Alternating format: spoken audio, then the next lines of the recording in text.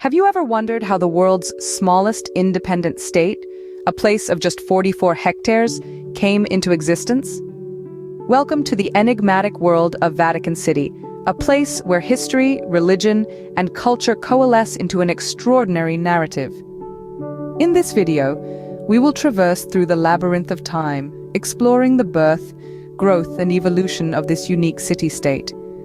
We'll delve into its establishment, its pivotal role during the Middle Ages and the Renaissance, and its emergence as an independent state. Not to forget, we'll also take a look at the Vatican City of today, a vibrant blend of antiquity and modernity. We are all aware of its religious significance, but what makes Vatican City a phenomenon beyond its religious realm? What are the stories etched into its ancient walls? And what secrets do its cobblestone streets hold? Brace yourself for a journey through time as we unravel the enigma that is Vatican City. To understand the birth of Vatican City, we need to travel back to the Roman Empire. Picture a time when Rome was the epicenter of the world's most powerful civilization, its grandeur symbolized by the magnificent hills that surrounded it. Among these hills was one, less grand but carrying a destiny of its own, known as Vatican Hill. Vatican Hill was not as renowned as the Palatine or Capitoline Hills, but it held a certain spiritual allure. This was the place where, according to Christian tradition, St. Peter, one of Christ's apostles, was martyred and buried. St. Peter's death marked the beginning of a profound transformation for Vatican Hill. The site of his burial became a place of pilgrimage, drawing believers from far and wide. Over time, the significance of this site grew, and it became a beacon of faith. In the 4th century, Emperor Constantine I, the first Roman emperor to convert to Christianity, commissioned the construction of a basilica on Vatican Hill. This basilica, named after St. Peter, was to honor the apostle and serve as a spiritual center for Christians. Fast forward to the Middle Ages, the basilica underwent a series of transformations, evolving into a complex of buildings that included a palace, gardens, and a fortified wall. This area started to take on the characteristics of a city, a spiritual city, that was distinct yet inseparable from Rome. The Vatican, as it came to be known, was not just a physical place but also a symbolic one. It represented a spiritual authority that transcended political boundaries.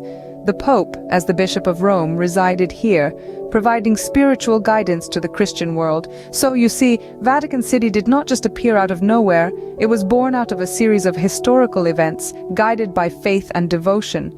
Its origins lie in the humble Vatican Hill of the Roman Empire, its destiny shaped by the martyrdom of St. Peter and the enduring faith of countless believers. The events of these ancient times laid the foundation for what would become Vatican City.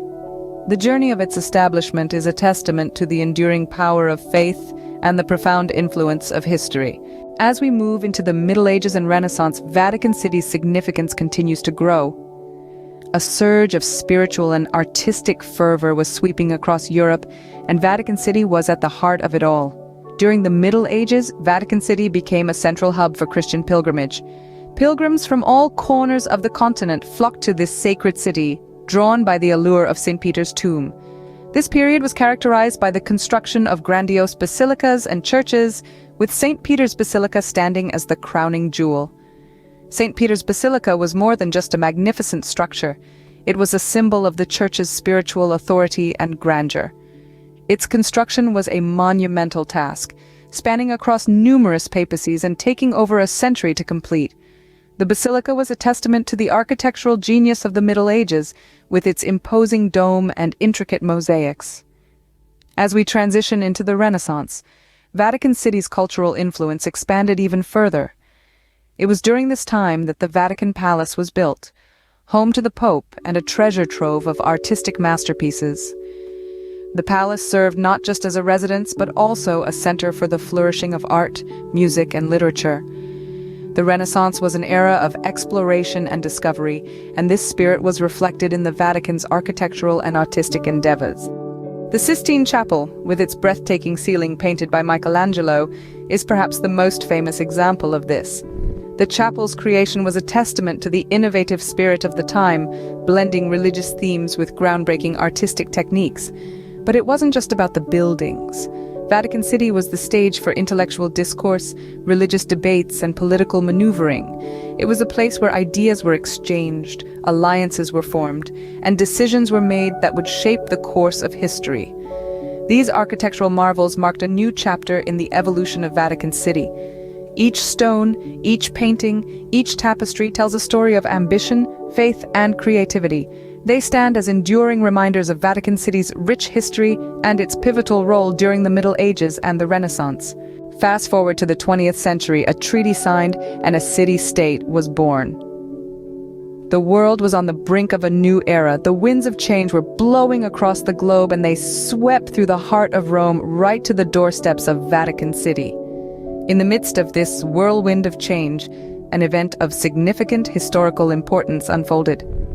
The year was 1929. The world watched as two men, representing two different worlds, sat across from each other. On one side was Benito Mussolini, the then Prime Minister of Italy, and on the other, Cardinal Secretary of State Pietro Gasparri, representing the Holy See. They were there to sign a document that would change the course of history, the Lateran Treaty. This treaty was a resolution to the Roman question, a political dispute between the Kingdom of Italy and the Holy See that had been ongoing since the unification of Italy in 1871. The Lateran Treaty consisted of three parts: a political treaty, a financial agreement, and a concordat. The political treaty officially recognized Vatican City as an independent state, with the Pope as its sovereign. The financial agreement compensated the Holy See for the loss of the Papal States. The Concordat defined the relationship between the Catholic Church and the Italian state. The signing of the Lateran Treaty was not just a political event, but a historic moment that marked the birth of the world's smallest independent state, Vatican City. It was a moment that reinforced the city's spiritual significance and its unique role in world affairs. This was an unparalleled event. An ancient spiritual institution was transformed into a city-state with its own flag, its own currency, and its own post office. But most importantly, it was granted the freedom to manage its own affairs without interference from the outside world. With the stroke of a pen, Vatican City came into existence, an entity unlike any other. This tiny city-state, nestled in the heart of Rome, continues to hold a unique position in the world as a place of faith, history, and diplomacy. Now, let us bring our time machine to a halt and look at Vatican City today. Vatican City, the world's smallest independent state, remains as much a spectacle today as it was centuries ago. But don't let its size fool you. This city-state is a powerhouse of spirituality, home to the Pope and the heart of the Catholic Church. Though the Vatican's historical treasures are well known, the city is also a living, breathing entity, bustling with activity. Each day, thousands of worshippers and visitors alike flock to St. Peter's Square to attend the Pope's address, or simply to soak in the aura of this spiritual epicenter. The Vatican Museums, a treasure trove of art and history, is another magnificent feature of the city that continues to draw millions from around the globe. Housing over 70,000 works, these museums are a testament to the Church's enduring patronage of the arts. As you wander through the corridors, you're not just walking through a museum, you're walking through centuries of human creativity. And who could forget the Swiss Guard? Clad in their vibrant Renaissance-era uniforms, these men are more than just a spectacle. They are the Pope's personal protectors and the smallest army in the world. Despite their ornate attire, they are highly trained soldiers, safeguarding the Pope and the city with steadfast dedication. But amidst all this grandeur, the city also nurtures a quiet sense of community. The Vatican's few hundred residents, including the Pope, live, work, and pray here, making it a city in the truest sense. In essence, Vatican City today is a perfect blend of the old and the new. It is a place where the echoes of the past meet the whispers of the present, where traditions don't just survive, they thrive. A city that, despite its size, leaves an indelible mark on the world. In this tiny enclave in the heart of Rome, history, spirituality, and culture intertwine in fascinating ways. So there you have it. The journey of Vatican City, from a hill in ancient Rome to the world's smallest independent state. This mesmerizing journey has showcased the multifaceted layers of Vatican City's history, from its establishment to its evolution during the Middle Ages and Renaissance. The birth of Vatican City as an independent state marked a significant turn in its story, opening a new chapter that further enriched its historical tapestry. Today, it stands not only as the spiritual hub for Catholics worldwide, but also as a testament to the enduring power of faith and culture.